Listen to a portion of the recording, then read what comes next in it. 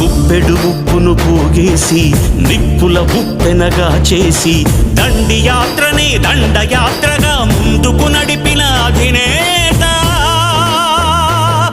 సిసలైన జగజ్జేత.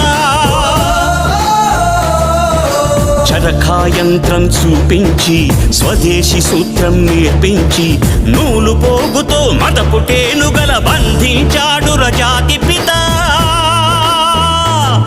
సంకల్ప బలం చేత సూర్యుడస్తమిల్చని రాజ్యానికి పడమర దారిని చూపిన క్రాంతి. తూర్పు తెల్లారని నడిరాత్రికి స్వేచ్ఛాభానుడి ప్రభాత కాంతి. పదవులు కోరని పావనమూర్తి హృదయాలేలిన చక్రవర్తి.